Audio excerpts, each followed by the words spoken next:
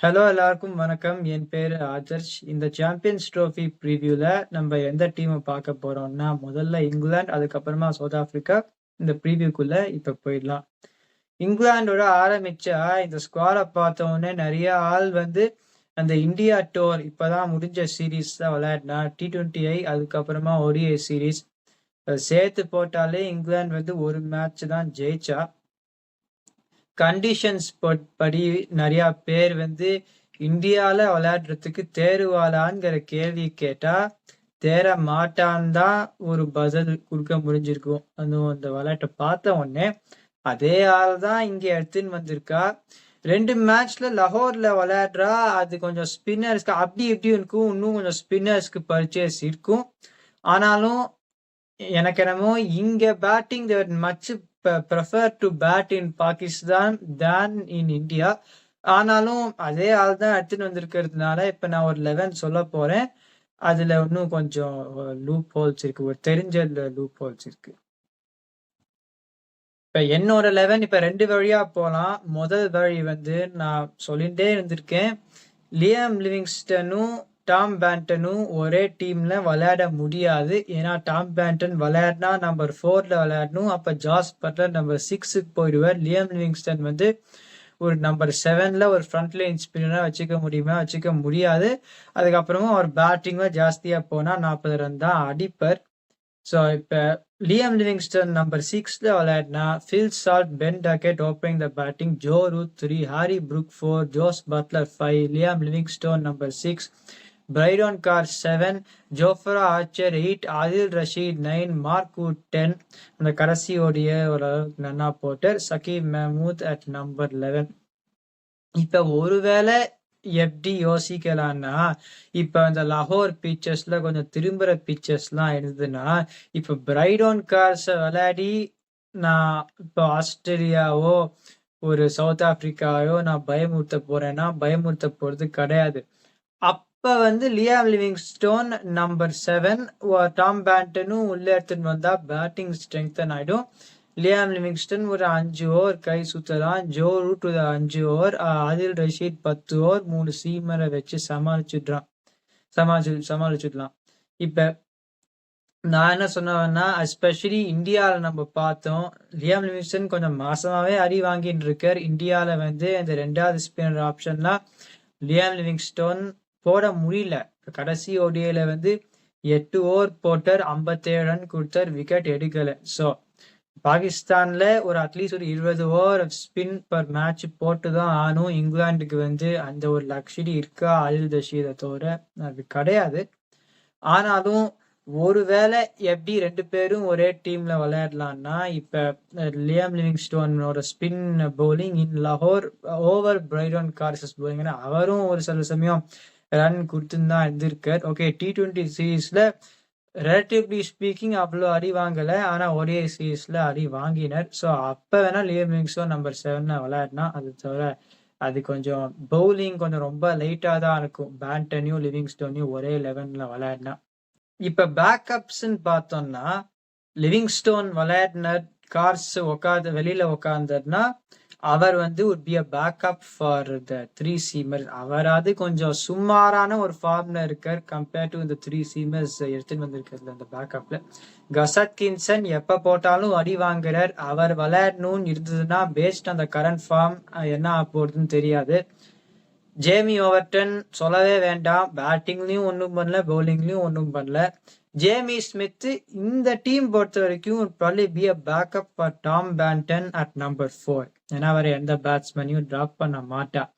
நான் என்ன சொல்றேன்னா, Phil Salt keeper, Ben Duckett keeper, Tom பேண்டனும் இருக்கார், ஜோஸ் பட்லரும் கீப்பர்னா ஒரு ஜானி பேர்ஸ்டோ ஒரு T20லயே நம்பர் 4ல விளையாடக்கூடிய ஒரு ஆள். ஓகே, ஜேஎஸ்கே அந்த மேட்ச் கடைசியில தோத்தா ஈஸ்டர்ன் கேப் கிட்ட. ஆனா ஒரு வெறித்தனமா இறங்கி அந்த 37/17 அவர் அடிச்சார். அப்புறம் ஒரு ஃபுல்லர் டெலிவரி கிட்ட ரிவர்ஸ் படிக்க பார்த்துட்டு போல்ட் ஆனர். ஒரு வெறித்தனம் தெரிஞ்சுது. ஒரு சில பிளேயர் ஓகே சில வருஷமா அவர் ரன் அடிக்கல, மேபி ஒரு ஏஜ் கிரைட்டீரியா, அவர் அவ்வளோ வயசாகவும் ஆள அவருக்கு தே looking to move on from him. ஒரு பாடி லாங்குவேஜை பார்த்தாலே தெரியும் காட் சம்திங் லெஃப்ட் இன் த டேங்க். எனக்கு பொறுத்த வரைக்கும் Jonny Bairstow has got something left in the tank. நான் கண்டிப்பா அவரை கொண்டு வந்திருந்திருப்பேன். அவர் வந்து ஒரு 2 இது பண்ணியிருந்திருக்கலாம். அவரை நம்பர் 4ல விளையாடி இருந்திருக்கலாம். இல்லைன்னா ஃபில் சால்ட் வந்து முக்காவாசி ஒரு 40 ரன்னுக்கு மேல வரமாட்டேங்கிறது. ஓகே, டப்பு டிப்புன்னு அடிக்கிறார். ஓடிஐ சீரீஸ்ல improve from the T20 series. இப்ப Tom Banton has been in very good form in IL-20. India கிட்ட நம்ம இந்த 38 அடிக்கடிச்சு நல்லா விளையாடினார். இப்ப அவரை நம்பர் 4ல போட்டுட்டா ஜானி பேர்ஸ்டோவே ஃபில் சால்ட்டுக்கு பதிலா விளையாடி இருந்திருக்கலாம். அந்த ஆப்ஷனும் கிடையாது. Jamie Smith is a very good talent. ஆனா அவரால இந்த 11க்குள்ள கிராக் பண்ண முடியுமா?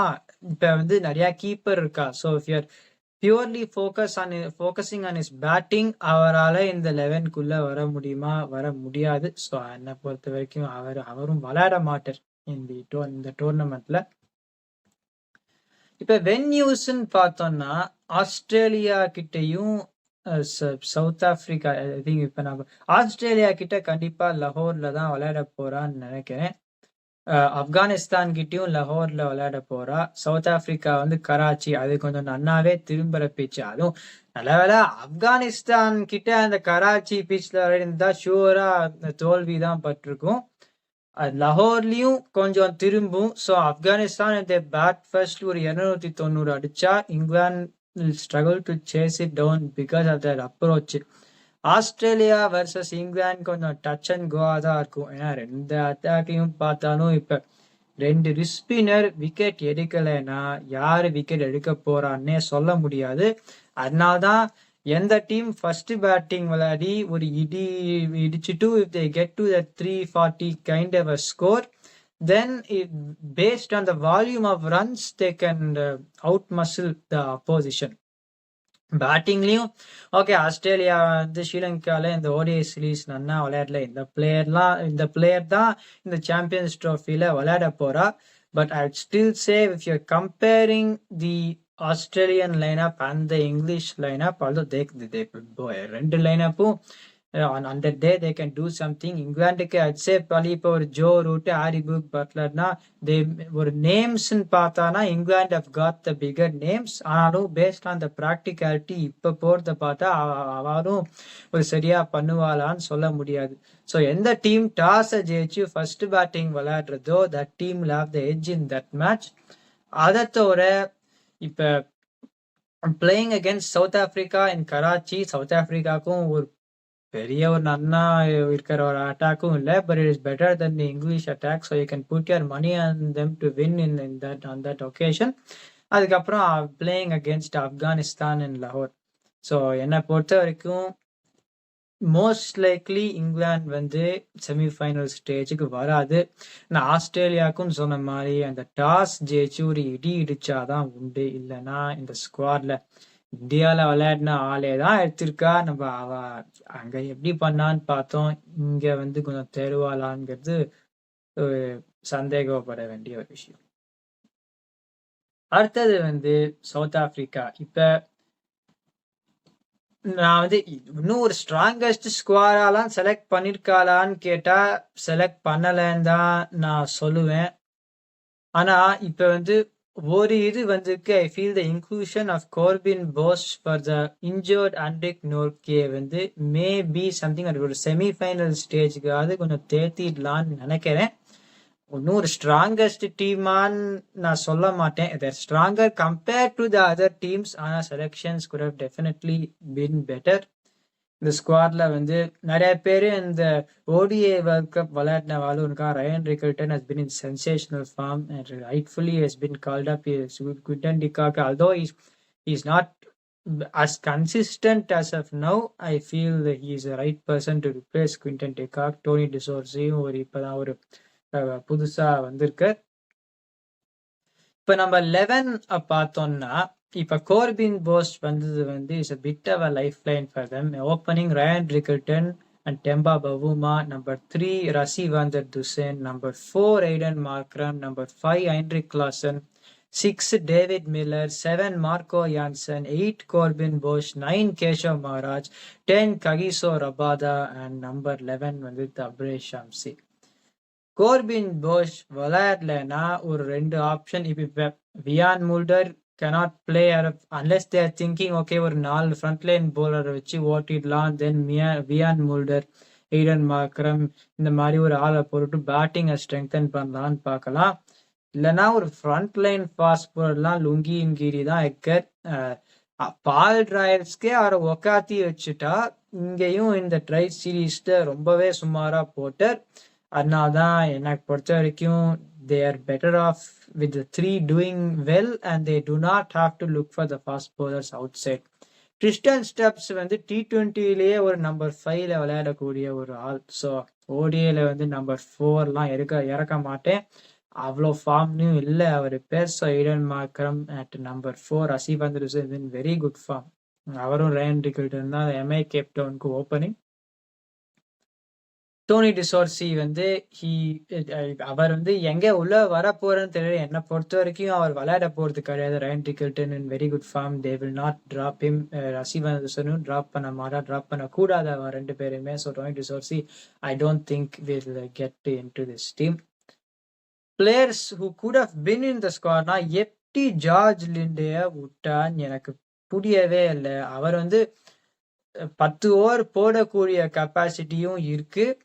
அதுக்கப்புறம் அவர் வந்து ஒரு ராகுல் தெவாட்டியா மாதிரி ஒரு பேட்ஸ்மேன். அவர் பொறுப்போட விளையாடுவோர். ஒரு பெரிய சிக்ஸ்லாம் அடிக்கவே மாட்டார். எல்லாமே ஒரு ஃபிளாட் சிக்ஸஸ், ஒரு சின்ன சிக்ஸஸ் தான் அடிப்பார். ஆனா despite not being a power hitter he knows how to score runs. ஒரு பொறுப்போட விளையாடுற ஒரு பிளேயர்.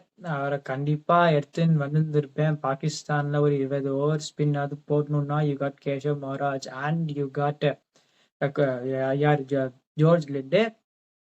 அந்த controlling factor pretend in some places that he wanted to play 3 spinners. இந்த 2 பேர் ஒரு கண்ட்ரோல் பண்றதுக்கு. அதுக்கப்புறமா Tabraiz Shamsi to be a wicket taker நல்லா இருந்திருக்கும். பேட்டிங்கும் they would have had until number 8. ஆனா அது வந்து இப்ப அந்த ஆப்ஷன் கிடையாது. இது என்ன பிரச்சனைனா இப்ப மார்க்கோ யான்சன் இப்ப அவர் இந்த ட்ரை சீரீஸ் விளையாடல. மார்க்கோ யான்சன் இந்த டீமுக்குள்ள வந்தா அவர் வந்து பெருசா சரியா போட்டுருவரா கிவன் த கண்டிஷன்ஸ். அவர் ஒரு லெங்த் அடிக்கிறவர். ஆனா ஃபுல்லர் லெங்ஸ் போட்டுறது கிடையாது. நம்ம பார்த்தோம் அந்த வேர்ல்ட் கப்ல. நான் ஈடன் கார்டன்ஸ்ல என்ன சொன்னேன், மார்க்கோ யான்சன் இங்கிடி ஒரே டீம்ல விளையாடினா கதை முடிஞ்சு போச்சுன்னு சொன்னேன். அதான் 91 ரன்ஸ் இந்த பவர் பிளே, அங்கேயே மேட்ச் ஓவர். அவர் ஃபுல்லர் லெங்ஸ் போடுறதுக்கு கிடையாது, பேக் ஆஃப் த லெங்க்ல தான் போடுவார். இந்த நியூ பாலுக்கு அப்புறமா அவர் 10 ஓவர் போடக்கூடிய ஒரு பவுலரானே ஒரு சந்தேகம் தான் சொல்ல முடியும். Not a death bowler.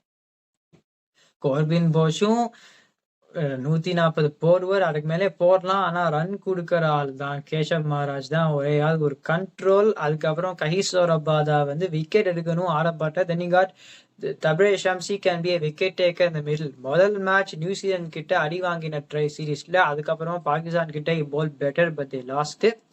So Rabada ஆரம்பத்துல விக்கெட் எடுக்கணும். மகாராஜ் இது controlling job I think he will do. அதுக்கப்புறம் Marco Jansen Corbin Bosch run கொடுக்க ஆரம்பிச்சானா மார்க்ரமை வச்சுதான் தேத்தணும். அது எப்படி போறதுன்னு தெரியல.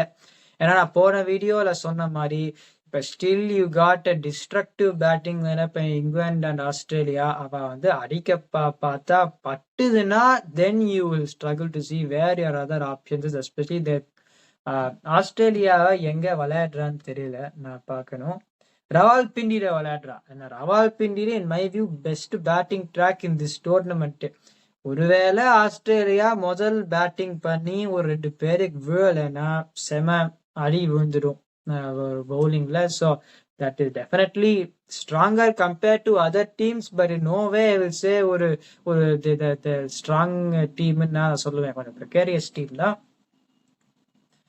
இப்ப வந்து நம்ம வென்யூஸை பார்த்தோம்னா நான் சொன்ன மாதிரி against Australia and Rawalpindi toss will be a crucial factor there I feel for both the teams. Although South Africa's bowling attack will be slightly. இப்ப அடம் ஜாம்பா விக்கெட் எடுக்கலைன்னா ஆஸ்திரேலியா போலிங்கும் செம்ம அடி வாங்கிடும். ஸோ வந்து டாஸ் ஜெயிச்சு பேட்டிங் ஃபர்ஸ்ட்னா then both teams can look to pile on the runs and out muscle opponent in that way. அதுக்கப்புறம் அகேன்ஸ்ட் ஆப்கானிஸ்தான் அண்ட் கராச்சி என்னை பொறுத்த வரைக்கும் அதை கண்டிப்பா அந்த மேட்சை தோக்கதான் போறான். நல்ல வேலை இந்த கசான் ஃபர் விளையாடல, இல்லைன்னா ஃபுல்லா நேரா போட்டா போல்டு தான். அவரும் 100 வச்சு எல்லா விக்கெட்டும் அவளே எடுத்துருப்பா. ஸோ நல்ல வேளை கசான் பர் விளையாடினேன். ஆனாலும் it will be a tough with the 3 quality spinners that Afghanistan have got.